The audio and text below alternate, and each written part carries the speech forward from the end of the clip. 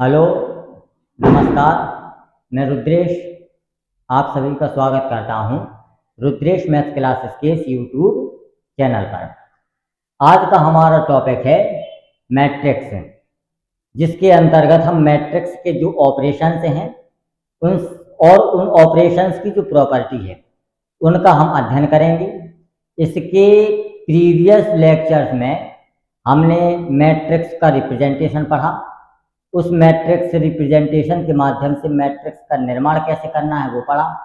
और जो 12th class के अंतर्गत जो इसके टाइप्स होते हैं मैट्रिसेस के जो इम्पोर्टेंट हैं, उन मैट्रिक्स के टाइप्सों का हमने अध्ययन किया और उन सभी से रिलेटेड जो भी एक्सरसाइज में क्वेश्चंस थे उन सभी का हम अध्ययन कर चुके हैं। और आज के जो टॉपिक में है उसमें हम केवल और केवल ऑपरेशंस का, जो मैट्रिक्स में ऑपरेशंस यूज होते हैं और उनके अंतर्गत जो प्रॉपर्टियां हैं उन प्रॉपर्टियों का अध्ययन करेंगे और उसी से रिलेटेड जितने भी क्वेश्चंस हैं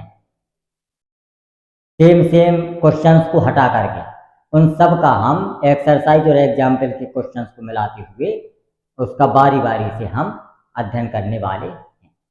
तो आइए स्टार्ट करते हैं आज का टॉपिक। अब यहाँ पे हम देखते हैं कि मैट्रिक्स में जो ऑपरेशंस हैं, मेनली 3 प्रकार के ऑपरेशंस 12th क्लास के अंतर्गत आते हैं। सबसे पहला तो है अवयवों का योग, एडिशन ऑफ मैट्रिसेस। दूसरा है multiplication of A matrix bye a scalar. कोई भी एक अदिश संख्या दी गई है हमको, उसका हम मैट्रिक्स में कैसे मल्टीप्लाई करेंगे उसका अध्ययन इसके अंतर्गत करना है। तीसरा है हमारा अवयव का गुणन, multiplication of matrices. In 3 operations के अलावा कोई भी ऑपरेशंस मैट्रिसेस में उपयोगी नहीं है। और जो अवयवों एडिशन है मैट्रिसेस का, उसी तरह का हमारा है सब्ट्रैक्शन ऑफ मैट्रिसेस। तो इन सब चीज़ों का हम इसमें अध्ययन करने वाले हैं।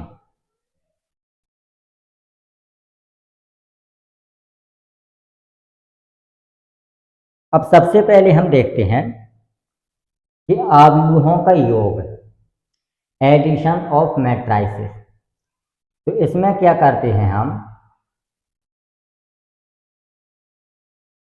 जैसे ये हमने पहले उसके अंतर्गत पढ़ लिया था,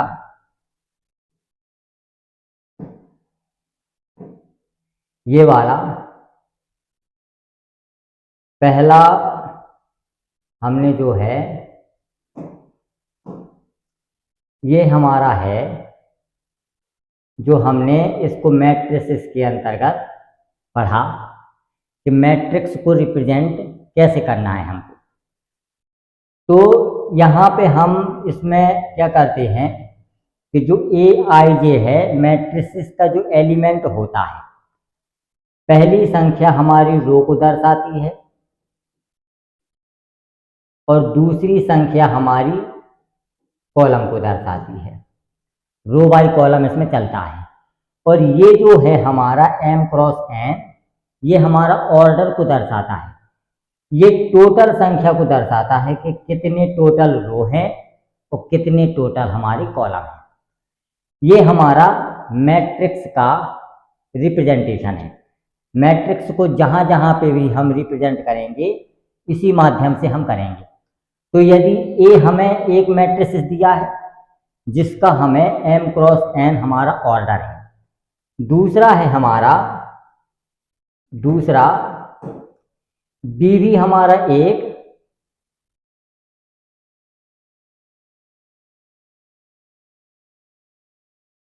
दूसरा B भी हमारा एक मैट्रिसेस है। B हमारा कैसा है, एक मैट्रिक्स है। अब इसमें देखने वाली बात यह है कि जब हम किसी मैट्रिक्स का एडिशन करेंगे तो उसका ऑर्डर हमारा सेम होना चाहिए। ऑर्डर क्या होना चाहिए, सेम होना चाहिए। यहां पे देखें, ये m क्रॉस n दिया गया है और यहाँ पे भी हमारा m क्रॉस n दिया गया है। अगर हमारा ऑर्डर सेम नहीं है तब हम किसी भी मैट्रिक्स का एडिशन हम कर ही नहीं पाएंगे। मैट्रिक्स का एडिशन करने के लिए सबसे पहला है कि उसका ऑर्डर हमारा सेम होना चाहिए। ऑर्डर हमारा कैसा होना चाहिए, सेम होना चाहिए। अब इसमें हम देखते हैं, देखो यहाँ पे अगर हमने दोनों मैट्राइसिस को ऐड किया तो इसका जो ऑर्डर है वो m क्रॉस n है और इन दोनों का एडिशन करेंगे, लेकिन हमारा जो ऑर्डर है वो हमारा चेंज नहीं होगा। तो मैट्रिक्स को ऐड करने के लिए सबसे पहली कंडीशन है कि उसका ऑर्डर हमारा सेम होना चाहिए। इसका मतलब ये है कि जो भी हमें मैट्रिक्स दिए हों सेम आकार के, उसमें रो और कॉलम की जो संख्या है वो हमारी सेम होना चाहिए या आकार में सेम होना चाहिए, तभी हम एडिशन कर पाएंगे, अन्यथा में उस मैट्रिक्स का हम एडिशन कर ही नहीं पाएंगे। तो मैट्रिक्स को ऐड करने के लिए सबसे पहली कंडीशन है कि दो मैट्रिक्स का ऑर्डर हमारा सेम होना चाहिए। अगर हमारा ऑर्डर सेम नहीं है तो हम उस मैट्रिक्स को ऐड नहीं कर पाएंगे। अब इसके बाद हम देखते हैं इसकी जो प्रॉपर्टी है,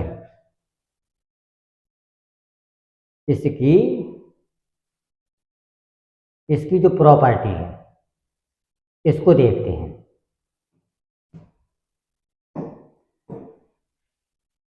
जो हमने मैट्रिक्स को ऐड किया उसकी प्रॉपर्टी क्या है, सबसे पहले तो है कि वो कम्यूटेटिव लॉ को फॉलो करेगा। मतलब उसमें जैसे मान लीजिए दो मैट्रिसेस दिए गए हैं, हमको सेम ऑर्डर के दो मैट्रिक्स दिए गए हैं, तो उनको यदि हम a प्लस बी करें, मतलब क्रम से जोड़े या उल्टा जोड़े ऐड करें, दोनों हमारे सेम प्राप्त होंगे, तो वो हमारा क्रम विनिमय नियम को वो फॉलो करेगा।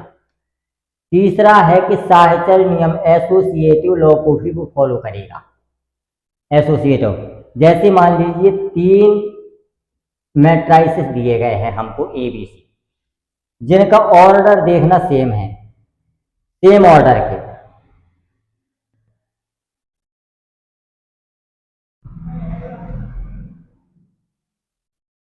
सेम ऑर्डर के तीन मैट्राइसेस दिए गए हैं, तो यदि हम इनको दो को पहले जोड़ करके तीसरे को बाद में जोड़ें, इस प्रकार से जोड़ने पर हमारा दोनों मान सेम प्राप्त होते हैं।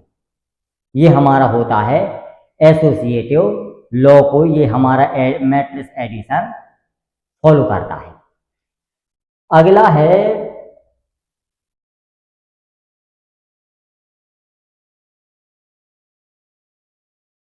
इसका जो आइडेंटिटी है,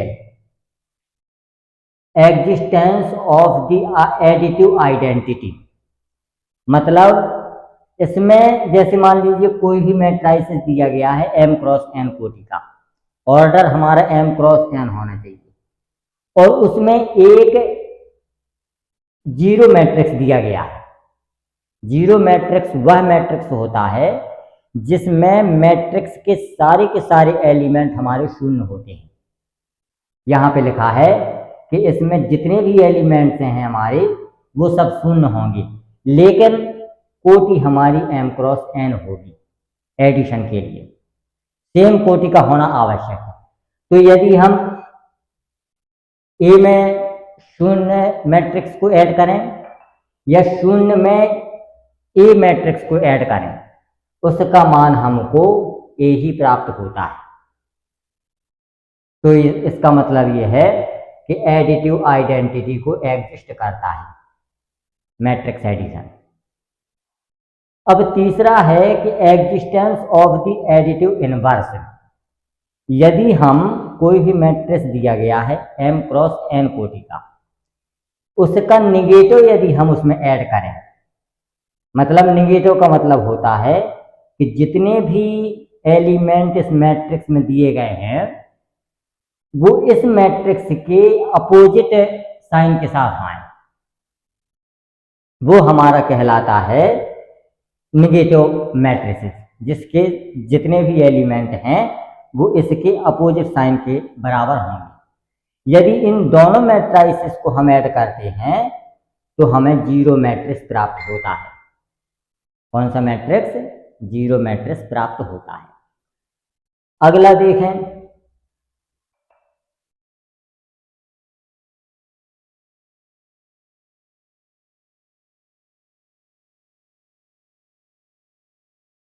तो जितने भी हमने मैट्रिक्स एडिशन पढ़े उसमें मेन बात यह है कि मैट्रिक्स एडिशन तभी सफल होगा हमारा जब उनका ऑर्डर हमारा सेम होगा। उसके बाद हमने मैट्रिक्स एडिशन की कुछ प्रॉपर्टियां पढ़ी। अब इसके बाद जो है हमारा है properties of scalar multiplication of A matrix. कोई मैट्रिक्स दिया गया है, उसमें किसी संख्या का, नंबर का या कोई भी स्केलर क्वांटिटी हो, उसका मल्टीप्लिकेशन कैसे करेंगे, उसका हम इसके अंतर्गत अध्ययन करने वाले हैं। जैसे मान लीजिए कोई भी मैट्रिक्स दिए गए हैं दो, उनका कोटि देखिए ऑर्डर हमारा सेम है, और के और एल कोई भी स्केलर्स दो दिए गए हैं, तब उनकी प्रॉपर्टी क्या होती है कि यदि हम के का मल्टीप्लाई दो मैट्रिक्स एडिशन में करते हैं तो उसको हम अलग अलग करके ऐड कर सकते हैं।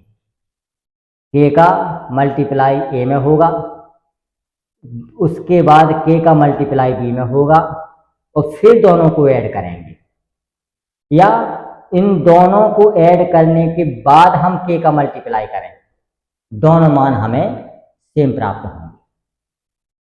या तो इन दोनों मैट्रिसेस को ऐड करने के बाद हम के का मल्टीप्लाई करें, या पहले के का मल्टीप्लाई करने के बाद इन दोनों को ऐड करें, दोनों मान हमको सेम प्राप्त होते हैं।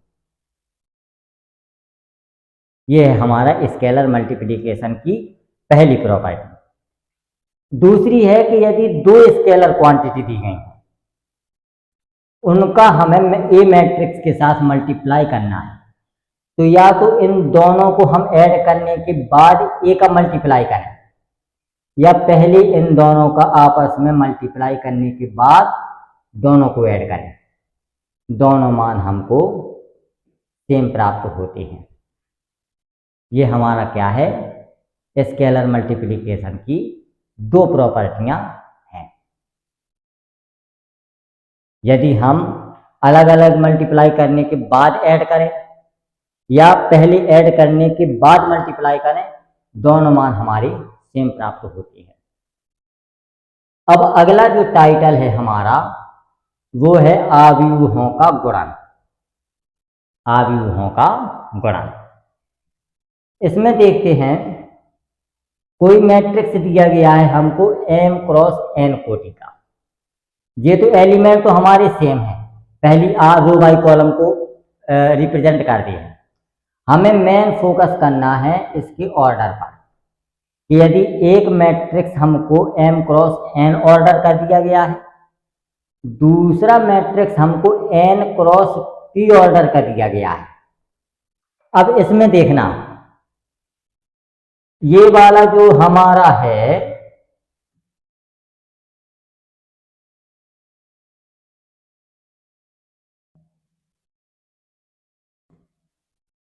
ये वाला हमारा रो को रिप्रेजेंट करता है,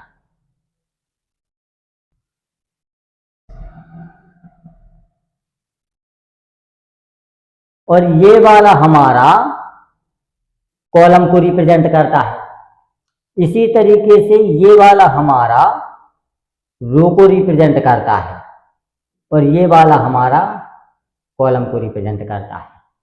अब इसमें देखना ये है कि पहले वाले की कॉलम और दूसरे वाले का रो सेम है हमारे। पहले मैट्रिक्स का कॉलम और दूसरे मैट्रिक्स का रो यदि हमारी नंबर में सेम नहीं है तब हम उसका मल्टीप्लिकेशन नहीं कर सकते। मैट्रिक्स का मल्टीप्लिकेशन करने के लिए सबसे पहला नियम है कि पहले का कॉलम और दूसरे के रो बराबर होना चाहिए। यदि ऐसा नहीं है तब हम उसका मल्टीप्लाई नहीं कर सकते।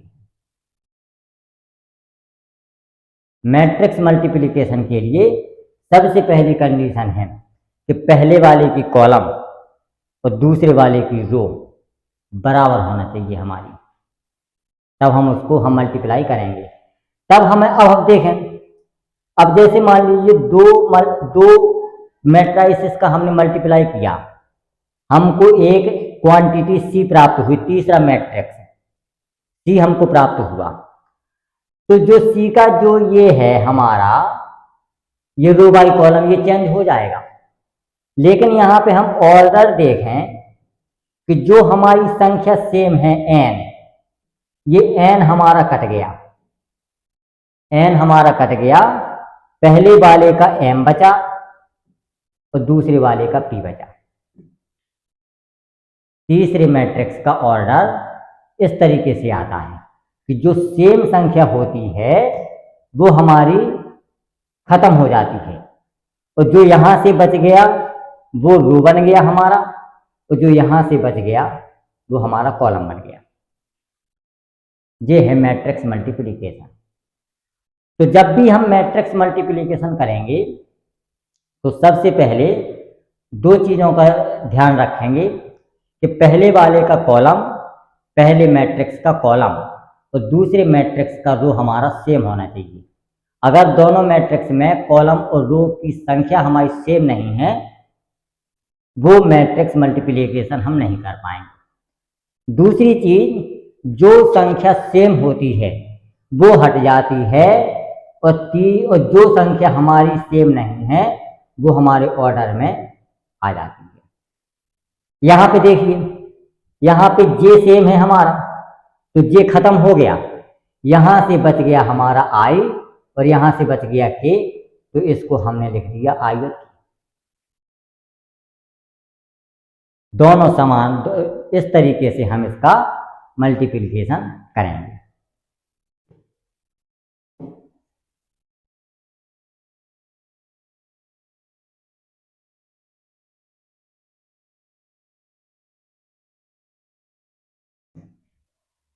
अगला देखें, अब इसकी कुछ प्रॉपर्टियां हैं मैट्रिक्स मल्टीप्लिकेशन की।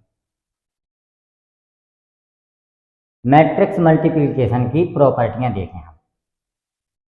इसकी जो प्रॉपर्टी है सबसे पहले तो यह है कि नॉन कम्यूटेटिव होता है।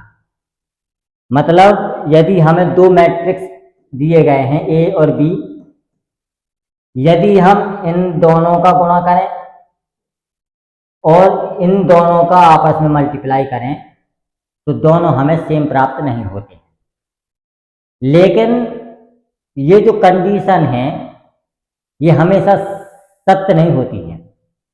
इसका एक अपवाद है कि ये जनरली ऐसा होता है, जनरली मैट्रिक्स में, कि A B is not equal to B A. लेकिन यहाँ पे लिखा है कि multiplication of diagonal matrices. Diagonal matrices क्या होता है? सबसे पहले हम डायगोनल मैट्राइसेस के बारे में पढ़ें। ये जो डायगोनल मैट्राइसेस होता है ये होता है कि जैसे मान लीजिए कोई भी हमने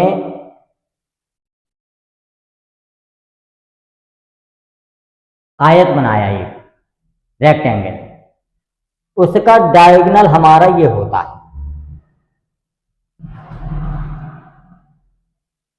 डायगोनल हमारा ये होता है। तो जो डायगोनल के एलिमेंट होते हैं उसके अलावा जितने एलिमेंट होते हैं वो सब हमारे शून्य होते हैं, वो हमारा डायगोनल होता है।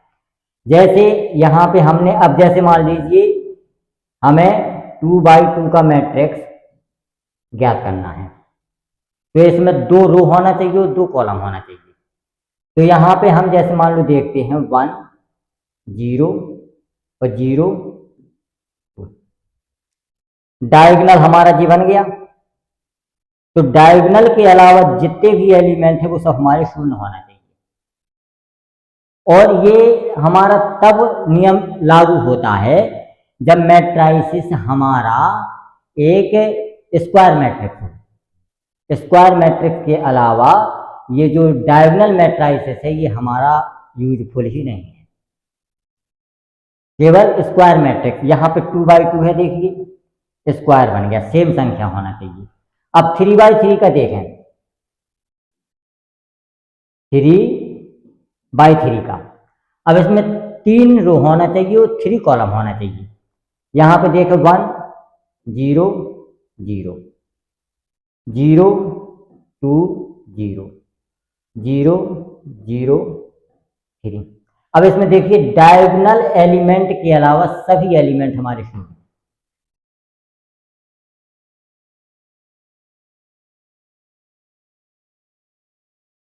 इसको कहते हैं हम डायगोनल। यदि इन डायगोनल मैट्राइसेस का आपस में हम मल्टीप्लाई करें, 2 डायगोनल मैट्राइसेस का जिनके ऑर्डर हमारे सेम होना चाहिए, तो हम कह सकते हैं कि वो मैट्राइसेस हमारे कम्यूटेटिव लॉ को फॉलो करते हैं।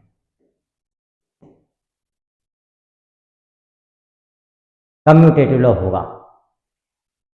लेकिन जनरली जो मैट्राइसेस होते हैं, जो नॉन डायगोनल मैट्राइसेस हैं, उनका जो मल्टीप्लिकेशन है वो हमारा नॉन कम्यूटेटिव रूल को फॉलो करेगा। ये है पहली प्रॉपर्टी। अब दूसरी प्रॉपर्टी देखें,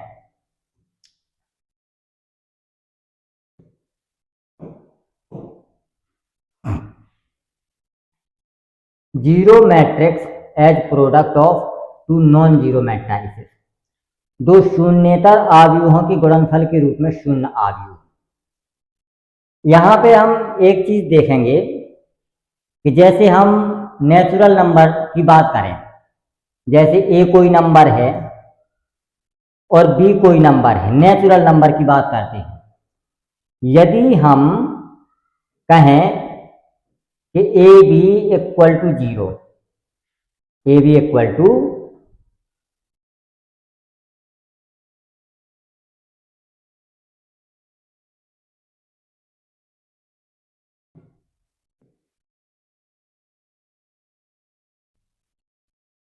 हाँ ए बी इक्वल टू 0, तब इसका हम एक सिंपल सा रूल निकाल सकते हैं। अब जब ए बी इक्वल टू 0 है तो ये कंडीशन पॉसिबल ही नहीं है कि दोनों नंबर हमारे एक साथ शून्य हो जाएं। दोनों एक साथ शून्य होंगे ही नहीं। अगर दोनों एक साथ शून्य हो गए तो वो मल्टीप्लिकेशन हमारा अनडिफाइंड हो जाएगा। तो इसमें 2 कंडीशन बन सकती हैं, या तो a equal to 0 and b does not equal to 0। या तो a हमारा 0 है, b 0 नहीं होगा। या दूसरी कंडीशन बन सकती है कि a is not equal to 0 and b equal to 0। ये तब हमारा पॉसिबल होता है जब a और b हमारे कोई नंबर हैं, नेचुरल नंबर हो गए या कोई भी हो गया। नंबर्स के बारे में यदि हम बात करें तो 2 में से एक का 0 होना जरूरी होता है। लेकिन मैट्रिक्स का जब मल्टीप्लिकेशन, जैसे मान लीजिए 2 मैट्रिक्स दिए गए हैं हमको a और b, यदि इन दोनों का मल्टीप्लाई करें हम और दोनों का 0 आ रहा है, तो ये बिल्कुल जरूरी नहीं है कि ये भी 0 आव्यूह हो और ये भी 0 आव्यूह हो। 2 नॉन जीरो मैट्राइसिस का मल्टीप्लिकेशन भी हमारा 0 हो सकता है। 2 नॉन जीरो मैट्राइसिस का मल्टीप्लिकेशन भी हमारा 0 हो सकता है। या एक जीरो हो दूसरा ना हो, या दूसरा भी जीरो हो पहला ना हो, या दोनों जीरो हो जाएं, तब तो हो गए जीरो। लेकिन ये बहुत पॉसिबिलिटी है कि दो नॉन जीरो मैट्राइसेस दिए गए हैं, उनका मल्टीप्लिकेशन भी हमारा जीरो होता है। यही इस तरीके से इसमें कहा गया है।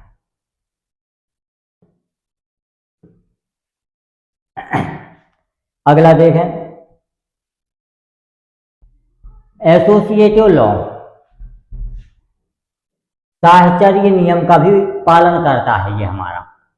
जैसे मान लीजिए कि तीन मैट्राइसेस दिए गए हैं हमको, ऑर्डर वही है, पहले का कॉलम और दूसरे का रो हमारा सेम होना चाहिए। यदि सेम नहीं है, पहले का कॉलम और दूसरे का रो यदि हमारा सेम नहीं है, तो वो हमारा मल्टीप्लाई होगा ही नहीं मैट्रिक्स। तो इस तरीके से हम देखते हैं कि यदि इन दोनों को जो मल्टीप्लाई करने के बाद सी में मल्टीप्लाई करें तो इन दोनों का मान आपस में बराबर होता है। ये एसोसिएटिव लॉ है हमारा। तीसरा है डिस्ट्रीब्यूटिव रूल्स को भी फॉलो करता है, वितरण नियम। यदि ए, बी और सी तीन मैट्राइसेस दिए गए हैं हमको, तो इस तरीके से यदि इनका मान निकालें हम तो आपस में ये बराबर होते हैं। ये है हमारा चौथी प्रॉपर्टी। अगला देखें,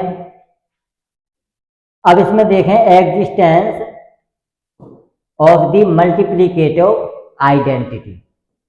मल्टीप्लिकेटिव आइडेंटिटी क्या है, इसको हम देखते हैं। जैसे मान लीजिए कोई भी हमारा मैट्राइसिस है, कोई भी दिया गया है एक्स वाई जेड 1 2 3 4 5 6 7 8 9 3/3 का मैट्रिक्स है। अब आइडेंटिटी मैट्रिक्स हमें देखना है, मल्टीप्लिकेटिव आइडेंटिटी। तो आइडेंटिटी मैट्रिक्स यदि हम लगाएंगे तो इसमें जो डायगोनल एलिमेंट्स के जितने भी एलिमेंट्स होते हैं वो सब 1 यूनिट होते हैं, 1 1 1, और डायगोनल के अलावा जितने एलिमेंट हैं वो सब हमारे शून्य होते हैं। यहाँ पे लिखें 1 0 0 0 1 0 0 0 और 1।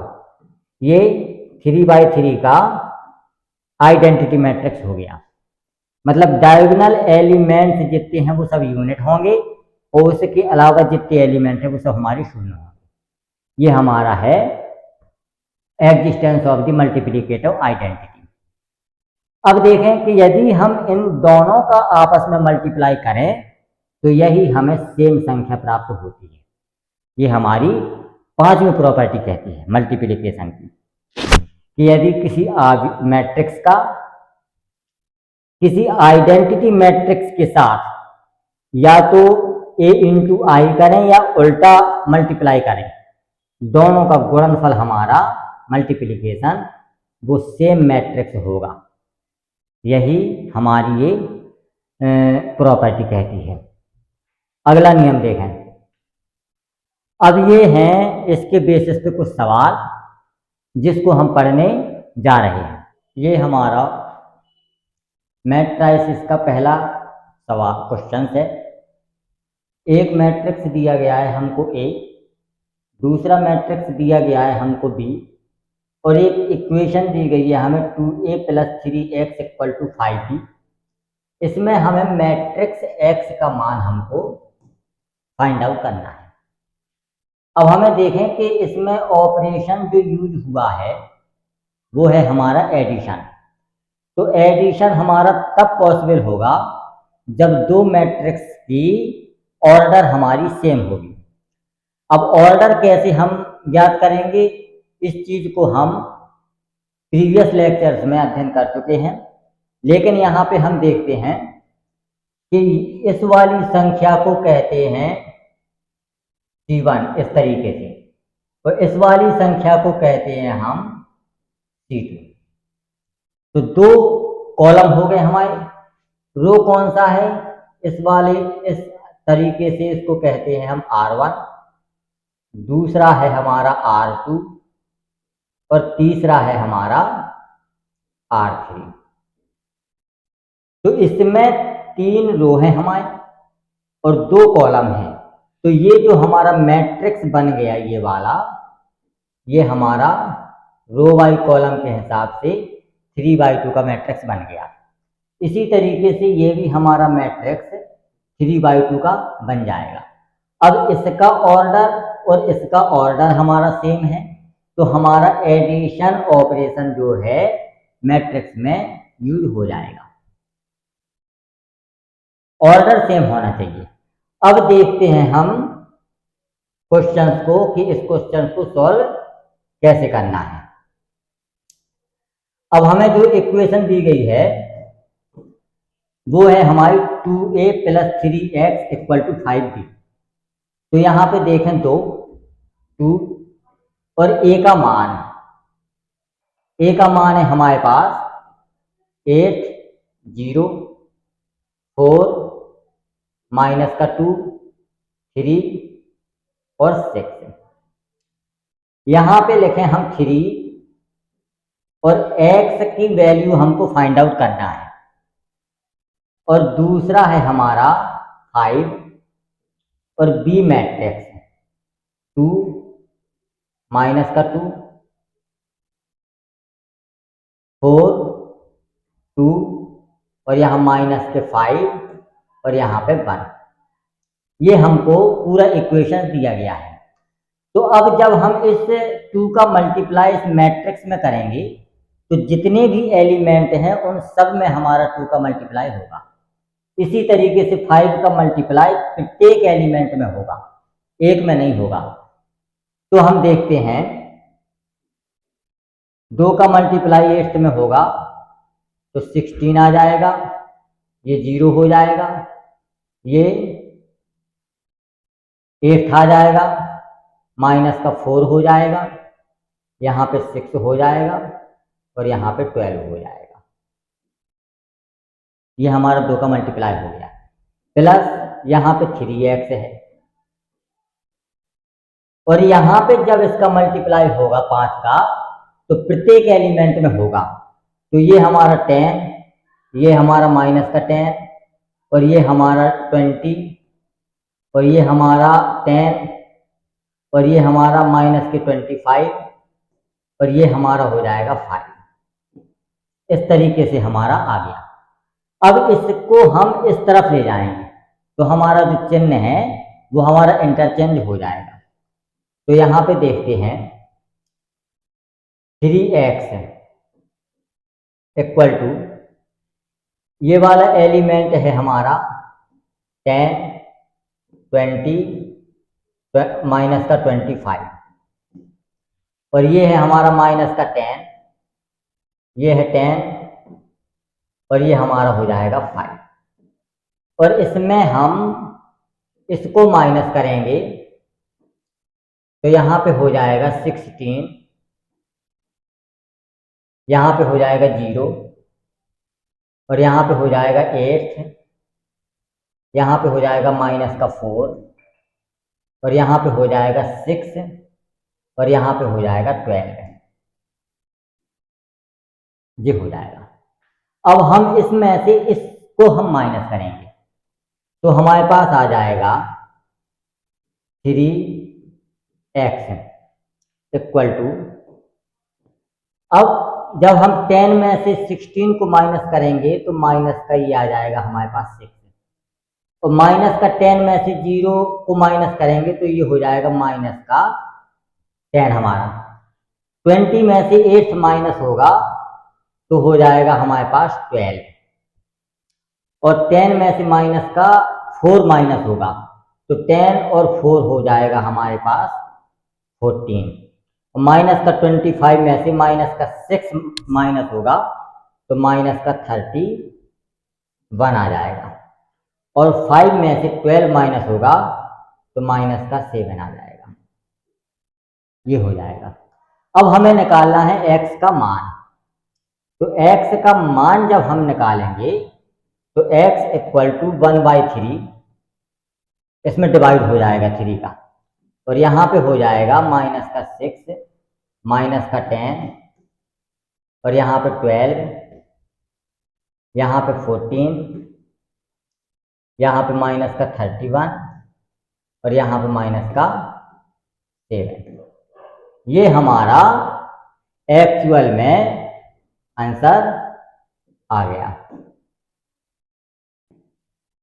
एक्स मैट्रिक्स का ये मान आया हमारे पास। ये एक्स का मान। तो हमें एक इक्वेशन दी गई है और दो मैट्रिक्स दिए गए हैं, और उस इक्वेशन के माध्यम से हमको तीसरा मैट्रिक्स फाइंड आउट करना है। उस इक्वेशन में मैट्रिसेस को रख करके उसका मल्टीप्लाई कर करके और जो सिंपल कैलकुलेशन होती है उसका यूज करके इस तरीके से इस मैट्रिक्स का आंसर आ जाएगा।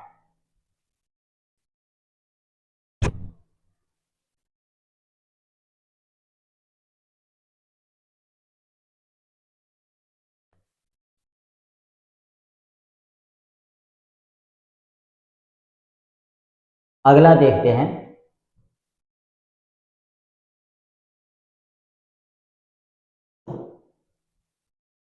ये हमारे पास दो मैट्रिसेस दिए गए हैं, दो इक्वेशन है। x plus y equal to इतना है, x माइनस का y इक्वल टू इतना है। Then find x and y। दोनों मैट्रिसेस को हमको ज्ञात करना है दो इक्वेशन के माध्यम से। अब कैसे हम फाइंड आउट करेंगे इसको? सबसे पहले है कि x प्लस वाई। अब हम एक चीज देखते हैं, इक्वल टू में दिया गया है हमको 5, 2, 0 और 9। ये हमारे पास पहला इक्वेशन आ गया। दूसरा हमको दिया गया है x माइनस का y इक्वल टू, जो दिया गया है वो है 3, 6, 0 माइनस का 1। दूसरा इक्वेशन हमको ये दिया गया है। अब हमें x और y दोनों का मान ज्ञात करना है। तो जिस प्रकार से इक्वेशन को सॉल्व किया जाता है ठीक उसी प्रकार से इस इक्वेशन को हम सॉल्व करेंगे। तो यहाँ पे दोनों का जो कोफिशिएंट है y में वो सेम है और दोनों के साइन अपोजिट हैं। तो इसका सीधा सीधा है कि पहला और दूसरा इक्वेशन हम ऐड कर देंगे। जब ऐड करेंगे तो x plus y plus x minus का y इक्वल टू, यहाँ पे 5, 2, 0, 9 और दूसरा वाला जो मैट्रिक्स है वो है 3, 6, 0 माइनस का 1। इतना हो जाएगा। अब यहाँ से y और y हो जाएगा हमारा कैंसिल, तो यहाँ पे 2x। अब इन दोनों का हम करेंगे एडिशन, तो 5 और 3 8 हो जाएगा, 2 और 6 8 हो जाएगा, 0 और 0 0 हो जाएगा, और 9 में से 1 गया 8 हो जाएगा।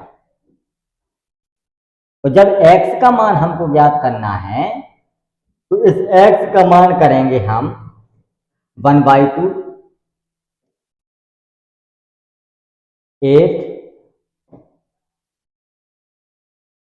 8, 0, 8। अब जब इसका हम डिवाइड करेंगे तो x का सीधा सीधा मान आ जाएगा हमारे पास। प्रत्येक में जब मल्टीप्लाई भी प्रत्येक में होगा तो डिवाइड भी प्रत्येक एलिमेंट में होगा। तो यहाँ बचा 4, यहाँ बचा 4, 0 और 4। ये हमारा x मैट्रिक्स आ गया।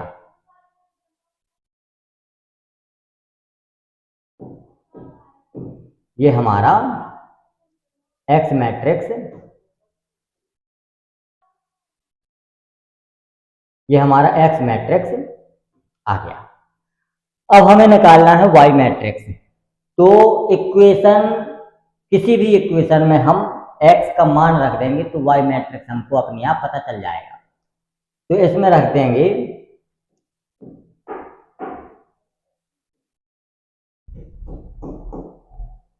Putting the value of x in equation first we get. हमें प्राप्त क्या होगा, जैसे x का मान ये आया तो x का मान रखा हमने 4, 4, 0 और 4। तो y का मान हमें निकालना है और हमें दिया गया है 5, 2 और 0, 9। अब जिस तरीके से हम इक्वेशन को सॉल्व करते हैं कि इस चीज को यहाँ पे हम ले जाएंगे तो माइनस चिन्ह का प्रयोग होगा। तो y इक्वल टू 5, 2, 0, 9 माइनस, और यहाँ बचेगा 4, 4 और 0, 4। जब इसको हम सॉल्व करेंगे तो हमारे पास आ जाएगा 5 में से 4 गया 1, 2 में से 4 गया माइनस का 2 और 0 में से 0 गया 0 और 9 में से 4 गया 5। ये हमारे पास y एलिमेंट का मान आ गया। ये हमारे पास y मैट्रिक्स का मान आ गया।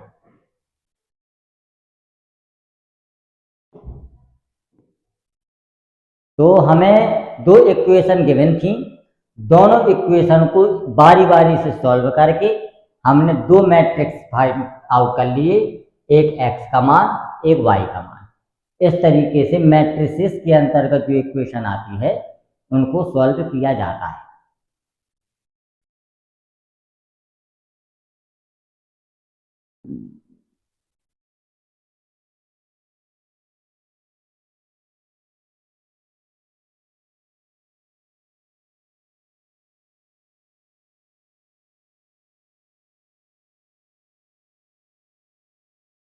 अगला सवाल देखें। अब यहाँ पे मल्टीप्लाई करना है हमको क्वेश्चन को। मैट्रिक्स का जो मल्टीप्लिकेशन है वो कैसे होता है उसको देखते हैं।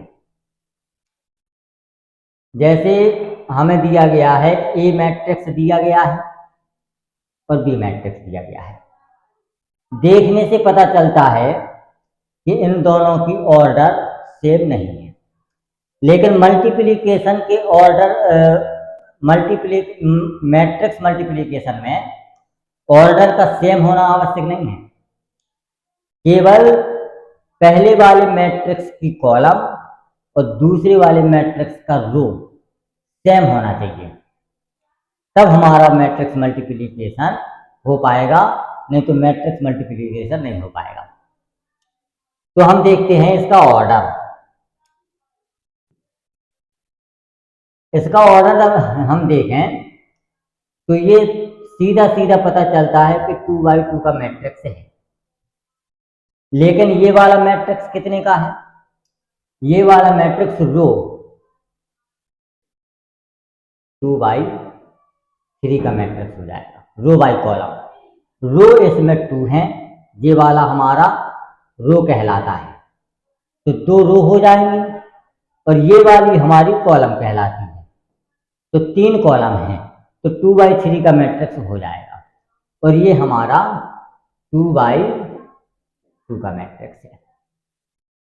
तो यहाँ पे देखो 2 रो हैं, तो रो और 3 कॉलम है, तो ये 2x3 का मैट्रिक्स हो जाएगा। ठीक है।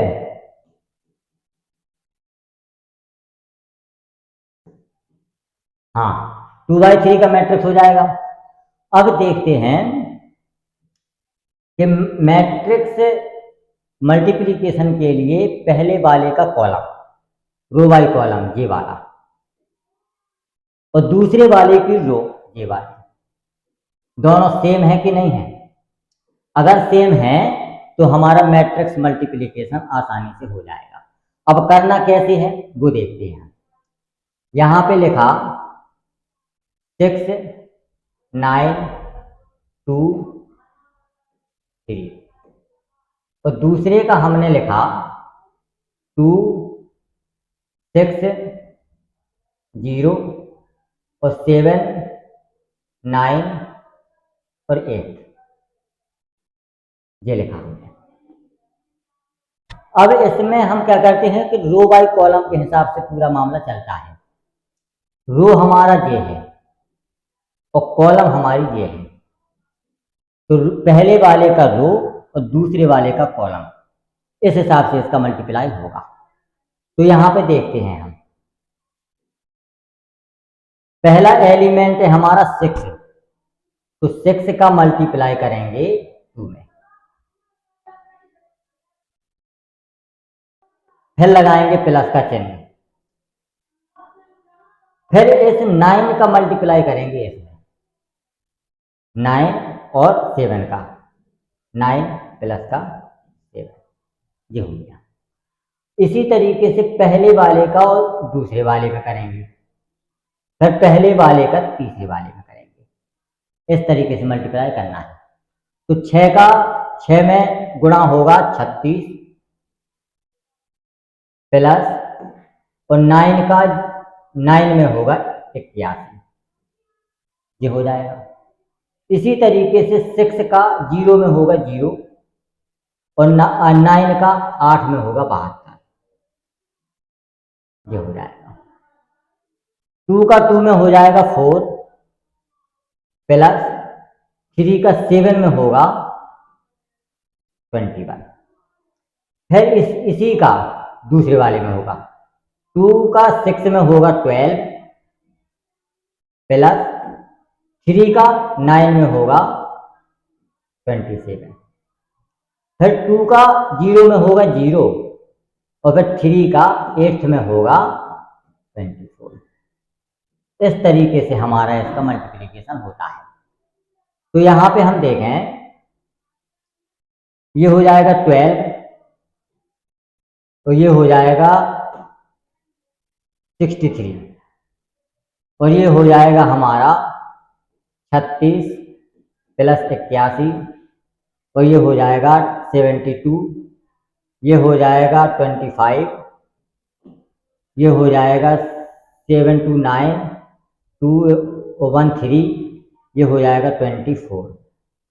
अब हम इसको कंबाइंड जब लिखेंगे तो ये इस तरीके से आएगा 3 और 2 5 6 1 7, यहाँ पे हो जाएगा 6 1 7 और 3 8 11 और यहाँ पे हो जाएगा 72 और यहाँ पे हो जाएगा 25 और यहाँ पे हो जाएगा 3 9 और यहाँ पे हो जाएगा 24। अब ऑर्डर देखें हम इसका, जो संख्या सेम है हमारी उसको हम कट कर देंगे। पहला बचा हमारा 2 तो ये 2 आ जाएगा, तो दूसरी संख्या बची हमारी 3 तो ये 3 आ जाएगी। इस तरीके से हमारा इसका मैट्रिक्स मल्टीप्लिकेशन आ गया।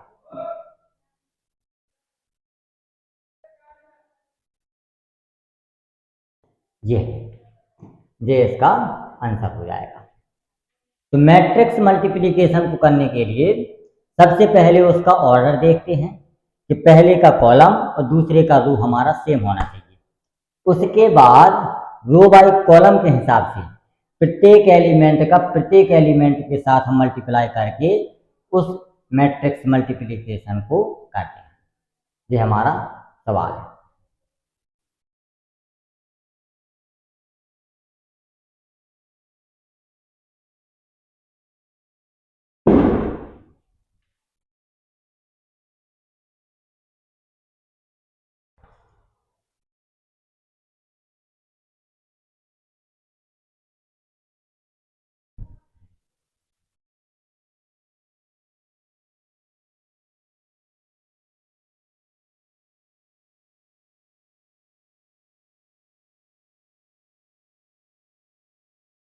इसको भी देखते हैं। अब इसमें कुछ नहीं है, हमें सबसे पहले ए और बी का उसी माध्यम से उसी तरीके से सॉल्व करना है। ए का बी में मल्टीप्लाई करेंगे तो ए बी निकालेंगे जो भी आए, और फिर बी का ए के साथ मल्टीप्लाई करेंगे जो भी आए, और हमें दिखाना होगा कि ए बी का जो मल्टीप्लाई है वो बी ए के बराबर नहीं है। प्रीवियस क्वेश्चंस की तरह है, इसको हम सॉल्व नहीं करेंगे। ये उसी तरीके से सवाल है, ए बी का पहले मल्टीप्लाई करना है, फिर बी ए का मल्टीप्लाई करना है, उसके बाद हमें फाइंड आउट करना है कि ए बी और बी ए का जो मल्टीप्लिकेशन है वो हमारा सेम नहीं होगा, अलग अलग होगा। इस तरीके से इस सवाल को सॉल्व करेंगे। ये देखें, इसी तरीके से ये है, सबसे पहले ए बी का मल्टीप्लाई करेंगे, फिर जो आए तो उसका फिर सी के साथ मल्टीप्लाई करेंगे। देखो इसको देख, उसके बाद क्वेश्चंस को हम सॉल्व करके ये मान ज्ञात करेंगे कि ये दोनों मान हमारे आपस में बराबर होते हैं। जे अगला देखें, अब देखते हैं, जैसे ए बी और सी है, इन दोनों का एडिशन करेंगे और सी के साथ मल्टीप्लाई करेंगे। इसको देखते हैं हम। जैसे अब हमें इसमें कई सारी चीजें निकालना है, ए सी भी निकालना है, बी सी भी निकालना है, और ये भी निकालना है, और इसको हमें प्रूफ करना है। तो ये सवाल जो है प्रीवियस क्वेश्चंस की तरह ही है। सबसे पहले ए सी और बी सी का तो मल्टीप्लिकेशन रूल लगा करके हम निकालेंगे। इसको निकालने के लिए हमें सबसे पहले ए और बी का हम एडिशन निकालेंगे, उसके बाद हम सी के साथ इसका मल्टीप्लाई करेंगे, और हमारा ए सी और प्लस बी सी जो यहां से निकले हुए हैं, ए सी और बी सी, उन दोनों को हम ऐड करेंगे। यदि हम दोनों का मान हमारा सेम प्राप्त होगा तो ये हमारा प्रूव हो जाएगा। तो अगर सेम प्राप्त नहीं होगा तो ये हमारा प्रूफ नहीं होगा। इस क्वेश्चन को प्रीवियस क्वेश्चंस की तरह लगाएंगे। ये वाला सवाल देखें,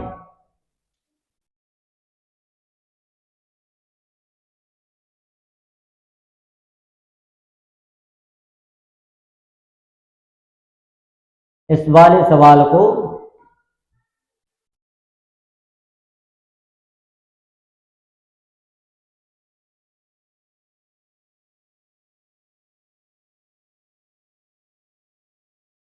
ये वाला सवाल भी बिल्कुल सेम है पिछली तरह, और ये वाला क्वेश्चन है, इस क्वेश्चन को हम देखेंगे।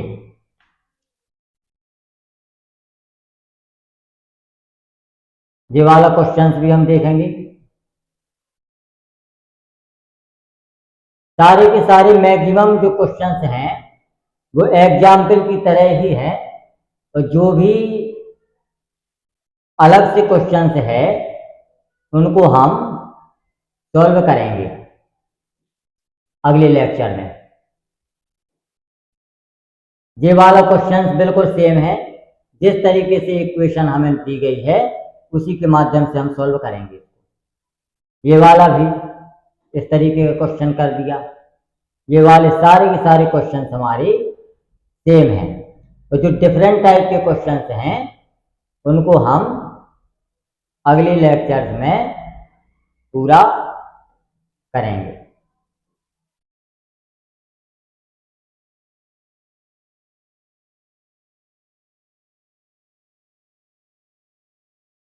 अगले लेक्चर्स में उनको हम पूरा करेंगे।